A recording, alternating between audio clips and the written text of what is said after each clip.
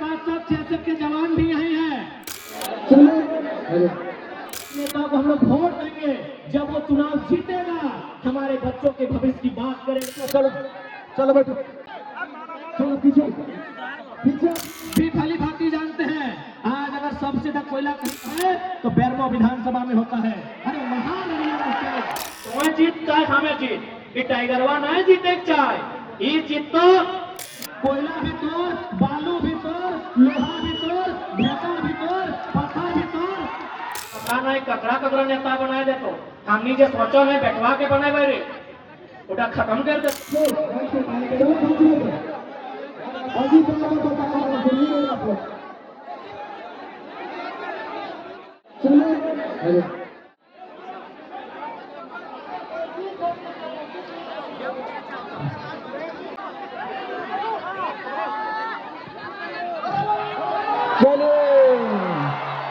आने दीजिए, चलिए चलो बैठो, चलो चलो बैठो, चलिए चलिए पीछे हटिए, चलो पीछे पीछे हटिए आप लोग, चलो आगे आगे हो के पीछे बैठो देखो, चलिए।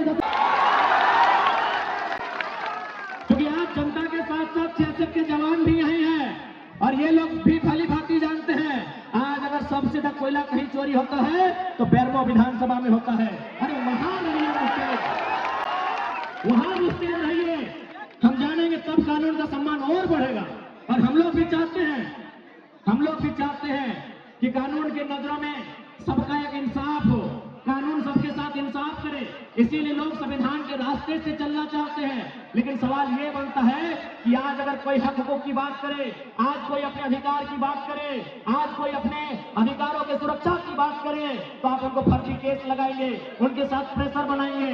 अगर प्रेशर बनाना है तो इस राज्य को छोड़िए, इस जिला के, इस कोयलांचल के माफियाओं पर प्रेशर बनाइए, दबंगों पर प्रेशर बनाइए, गुंडों पर प्रेशर बनाइए।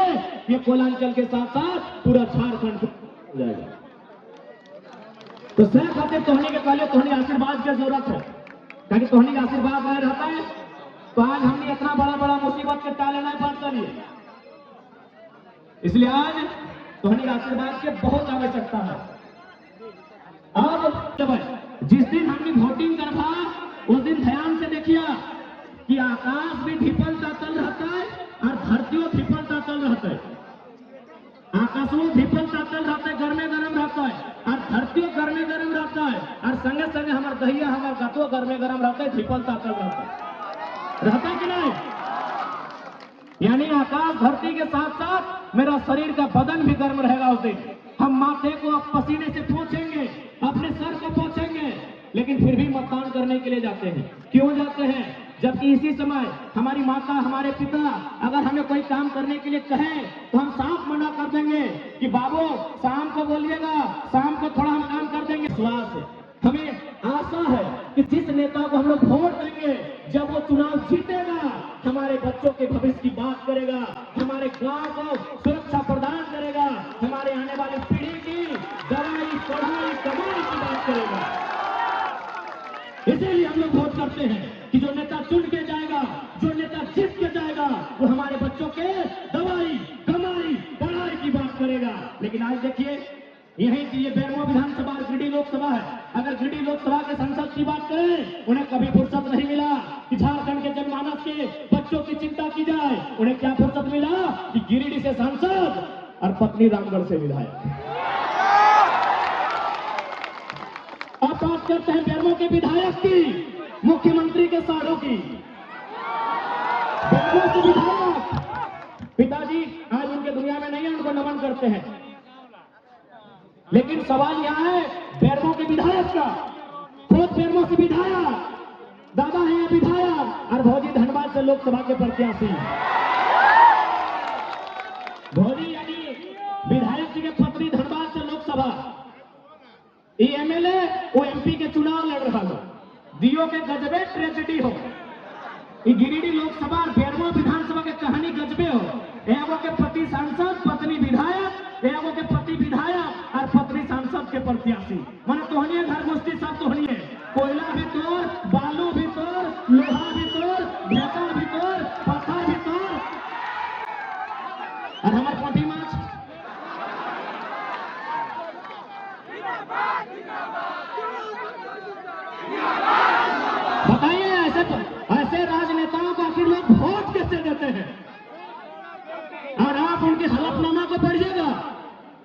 जो बैरनों के विधायक है उनकी जो अर्धांगिनी है उनके हलफनामा को, अरे जब हलफनामा में उतना संपत्ति दिखाया है तो जो छुपाया गया वो संपत्ति कितना होगा? जब वो अपने हलफनामा में इतना संपत्ति दिखाए हैं तो जो छुपाया गया वो कितना होगा? एक बात बहुत सारे लोग कहते हैं कि नहीं, जो आप बारी भित्री की बात करते हैं, हम स्पष्ट कहना चाहेंगे हम सामाजिक न्याय की बात करते हैं। यही हमारे महाराष्ट्र के भैया हैं, देखिए इनको, भाऊ जोहार, जय महाराष्ट्र जय झारखंड, ये महाराष्ट्र से हैं। तमाम मीडिया वाले बिल्कुल इनको फोकस कीजिए, क्योंकि इनके सामने हम दूध का दूध और पानी का पानी करेंगे। जो लोग हमें कहते हैं ना कि लड़का बाहरी बिक्री की बात करता है, अच्छा एक बात बताइए भावो, एक बात बताइए, आप सिर्फ इशारों में बताइए, नहीं इशारों में सिर्फ बताइए, क्या महाराष्ट्र में हमारे झारखंड के अगर कोई बच्चे जाएंगे, वहां जो सरकारी नौकरियां हैं, डीएसपी वगैरह, बीडीओ वगैरह, सीओ वगैरह, तहसीलदार, दीवानी जो भी है, क्या वो फॉर्म भर के बन सकते हैं? नहीं। सुनिए, महाराष्ट्र के भैया हैं, इनको हम कोई फोर्स नहीं किए हैं। मीडिया वाले इनको बिल्कुल फोकस कीजिए। जो कहते हैं जन्म माँ तो बाहरी बिक्री की लड़ाई करता है, अरे भाई हमारे लोग भी महाराष्ट्र में रहते हैं, हम लोग मजदूरी का काम करते हैं, हम लोग महाराष्ट्र का धन्यवाद भी देते हैं कि चलो भाई हमें रोजी रोजगार के लिए जगह दिया। बिल्कुल हम लोग महाराष्ट्र के अलावा उन तमाम राज्यों का, बाकायदा बिहार और यूपी क्यों ना रहे, अगर हमारे मजदूर वहां पटना में, इलाहाबाद में रहकर मजदूरी करते हैं, उनका हम धन्यवाद देते हैं, क्योंकि हमें मालूम है वो राज्य हमारा नहीं है, अतः हमें वहां राज्यवासियों का अधिकार नहीं मिलेगा। बात बराबर है भाई? बराबर है, सही बात है, सही बात है ना। यानी अगर हम कहें कि महाराष्ट्र मराठियों का है, कोई दिक्कत नहीं, गुजरात गुजरातियों का है, कोई दिक्कत नहीं, बंगाल बंगालियों का है, कोई दिक्कत नहीं, बिहार बिहारियों का है, बरोबर है? तो अगर हम कहें झारखंड झारखंडियों का है तो दिक्कत होना चाहिए। आप बनाएंगे, आप बनाएंगे, इसके लिए तो देखा ये काम है, इसके लिए आप देखिए, ये महाराष्ट्र के भाई हैं, पूछिए इनसे। हमारे आपके महाराष्ट्र में हमारे 5 लाख लोग रहते हैं, आप तो खुद सतारा में है, आप खुद बताइए वो कैसा रहते हैं। 1 मिनट बता दीजिए किस प्रकार का कमरा है और क्या काम करते हैं? 10 बाय 10 खोली में वो अपना बीबी बच्चे पढ़ाई, सुन लीजिए, 10 बाय 10 के रूम में बीबी बच्चों के साथ रहते हैं। 10 बाय 10 बुझा वो, यानी 2 आदमी सुथबार घरवा में हटा जी तो 10 बाय 10 के, इन्हें हम कोनो बोलने के लिए प्लानिंग करके नहीं लाए, ये बल्कि ये स्कूल चलाते हैं, संस्था चलाते हैं, इनके पास भी बहुत सारे झारखंडी नौकरी करते हैं ना भाई। या हमारे जो भाई सुनील माने साहब, संजय जी माने, हमारा दूसरा भाई है, वहाँ नौकरी करते हैं। बात बरोबर है? बरोबर है। 10 बाय 10 के कमरे में, सुन लीजिए, 10 बाय 10 के कमरे में एक मराठी भाई यहाँ खड़ा होकर बोल रहे हैं, आज 50,000 की भीड़ में बोल रहे हैं कि जो झारखंडी वहाँ रहते हैं 10 बाय 10 के कमरे में, उसी कमरे में पत्नी भी रहती है, हाँ पत्नी भी रहते हैं, बच्चे भी रहते हैं, सगे वाले भी रहते हैं, सगे वाले भी रहते हैं, वाले आएगा नया वो भी उधर रहता है। 10 बाय 10 के कमरे में पूरा परिवार रहता है। हमारी लड़ाई कैसे गलत है भाई? कौन हिसाब से गलत है? अब एक बात हम क्लियर कहना चाहेंगे, जो लोग हमारी बात को सुन रहे हैं वो झारखंड के अलावा किसी राज्य से रहे, हमारी लड़ाई किसी राज्यवासी से नहीं है, बात को समझिए। हम बात कर रहे हैं 1932 खतियान की। अब सवाल है कि 1932 का खतियान का मतलब ये थोड़ी है कि जो लोग खतियानधारी नहीं है राज्य से चले जाए, ऐसा किसने कहा आपको? बिल्कुल नहीं। पहले समझिए कि खतियान का इस्तेमाल कहाँ होगा, खतियान का इस्तेमाल कहाँ होगा, उसका उपयोग कहाँ होगा। हम लोग मांग कर रहे हैं कि खतियान के आधार पर झारखंड की स्थानीय नीति बने, क्योंकि सभी झारखंडी नहीं होंगे, 140 करोड़ लोग झारखंडी नहीं होंगे। बात को समझिए, जितने भी गैर झारखंड के लोग यहाँ रहते हैं और अपने राज्य में भी, यानी दोनों राज्य में रहते हैं, बात को समझिए। भारत की अभी जनसंख्या मान के चलिए अनुमान 140 करोड़ है, अनुमान मानते हैं, और झारखंड की जनसंख्या मोटा मोटी 3.5 करोड़ है। तो भाई पूरा का पूरा 140 करोड़ झारखंडी नहीं हो सकता है, समझिए बात को। 140 करोड़ जो भारत की जनसंख्या है वो सबके सब झारखंडी नहीं हो सकते हैं। तो झारखंडी कौन है? तो जो झारखंड के भूभाग में रहते हैं। तो हमारे खतियान आधारित नीति का मतलब है कि इस राज्य के जो मूलवासी हैं, इस राज्य के बाहर जिनका सरकारी नौकरी के अलावे किसी सरकारी दस्तावेज में कोई नाम नहीं है, क्योंकि बहुत से रेलवे का नौकरी करते हैं, कोई इलाहाबाद में है, कोई कानपुर में है, कोई कर सेंट्रल नौकरी कोई कहीं कर सकता है, तो वहां सरकारी नौकरी में उसका नाम हो सकता है, लेकिन उसके अलावे उसका नाम किसी दस्तावेज में नहीं है। वो मूल रूप से झारखंडी हैं, जिनका सिर्फ और सिर्फ यही नाम है, यही दस्तावेज है, यही घर है, यही मकान है, यही सब कुछ है।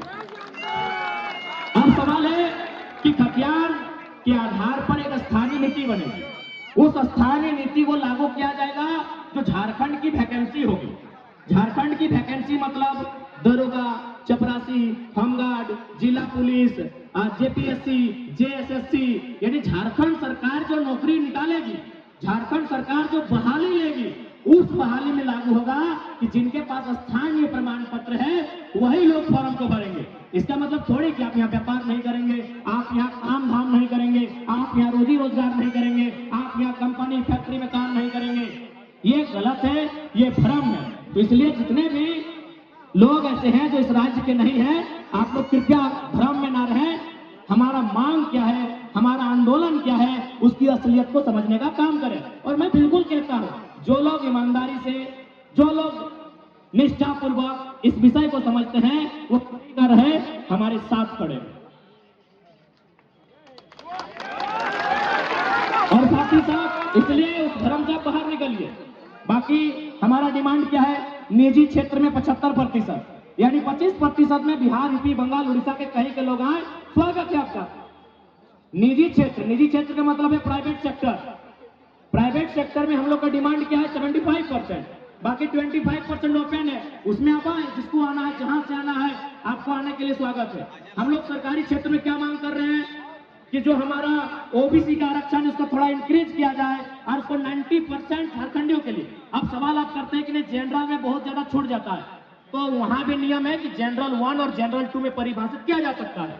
बहुत सारे ऐसे राज्य हैं वहां जनरल विजयदा जनरल वर्ग से आते हैं, जनरल 1 और जनरल 2 में उसको परिभाषित किया जाता है। जो जनरल 1 होगा वो केवल झारखंडी भरेंगे, और जो जनरल 2 होगा, जो 10% छूटेगा, उसमें all over India, Bihar, UP, Bengal, Calcutta जहां भरे, कोई मना नहीं।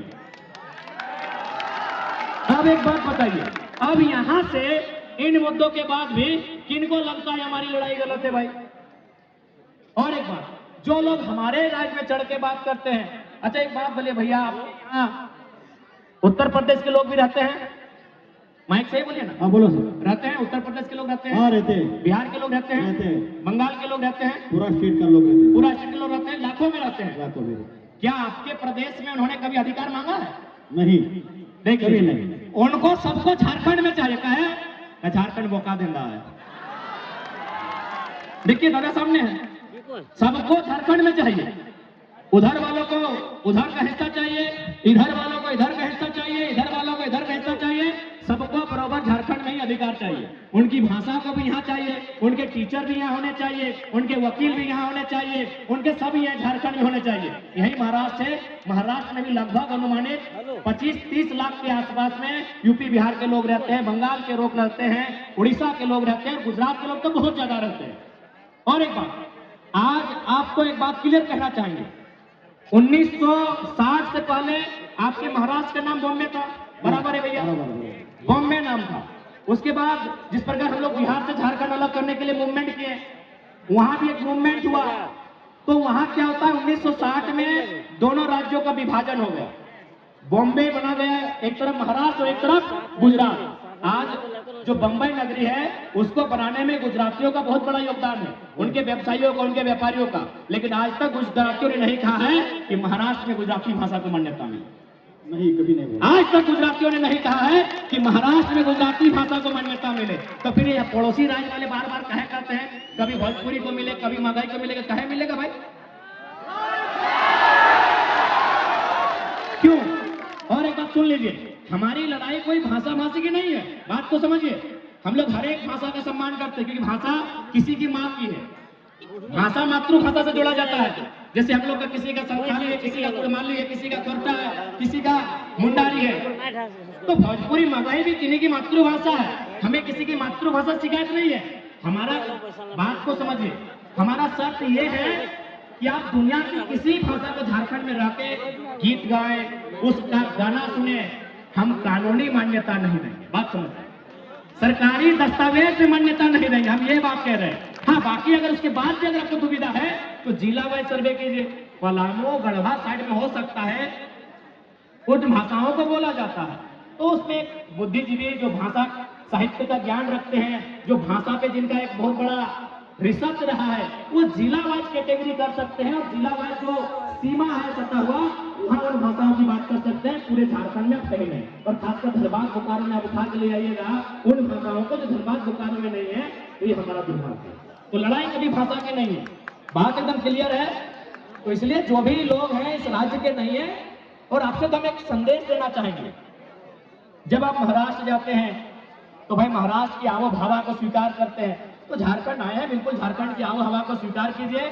और एक विशेषकर जो अनूप सिंह जी हैं और उनके जो समर्थक हैं, क्योंकि जैसा कि इतिहास कहता है, चपरी के सूर्यनारायण महतो ने उनके परिवार को यहाँ बसाया है, तो जैसा कि इतिहास कहता है, हम उनसे यही कहना चाहेंगे कि यदि आप यहाँ रहते हैं अच्छी बात है, तो जिन लोगों ने आपको जमीन दिया, जिन लोगों ने आपको कोयला का खदान दिया, उन लोगों को नेता मानने में क्या दिक्कत था?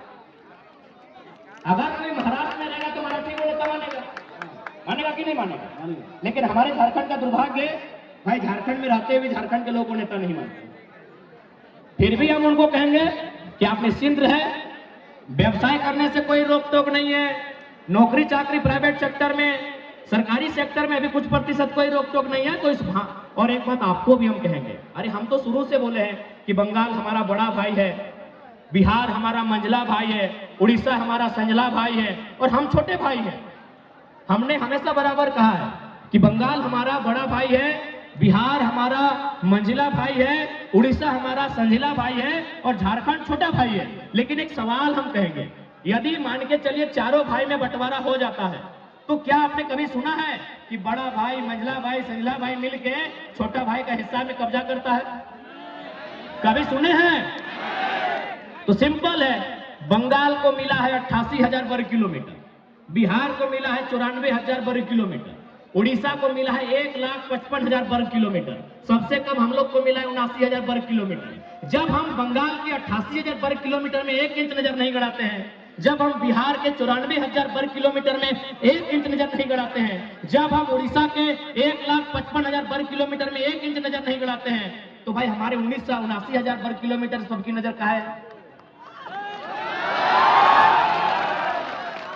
अब एक सवाल ये भी आता है कि बहुत सारे लोग ये कहते हैं कि नहीं, हम लोग इसी राज्य के होके रह गए हैं, अपना राज्य छूट चुका है। तो हम उनको कहेंगे कि आप लोग बिल्कुल दुविधा में ना रहें, एक श्वेत पत्र जारी कीजिए, एक श्वेत पत्र जारी कीजिए कि आप एक ही राज्य के स्थानीय निवासी हैं, आप दूसरे राज्य का किसी प्रकार का संवैधानिक लाभ नहीं ले रहे हैं। झारखंड वासियों, सांसद ऐसा मत चुनिए जो 5 साल में एक बार मुर्गा का हार दे। सांसद ऐसा चुनिए जो पारस तो झोड़ा के पहाड़ से जाके दिल्ली में दहाड़ दे।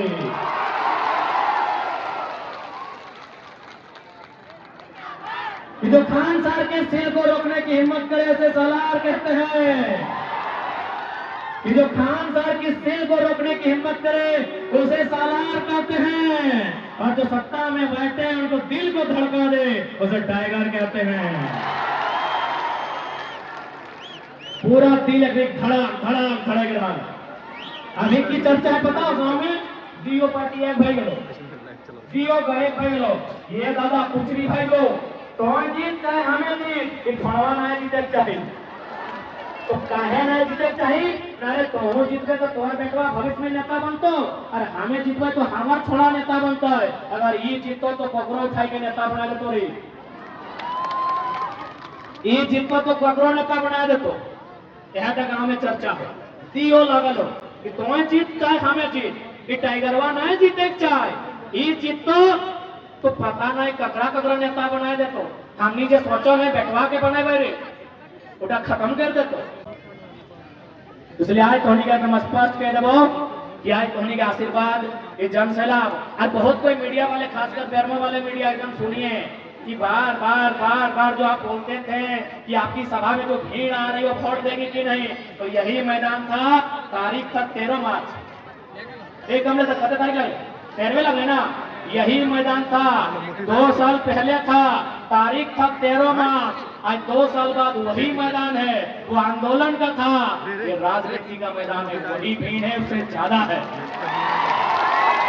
तो आपसे विनम्र प्रार्थना, ये सवाल आप कृपया नहीं दोहराइएगा। आप तमाम प्रबुद्ध पत्र सानू महतो झारखंडी को लाइक, फॉलो, शेयर, कमेंट करें।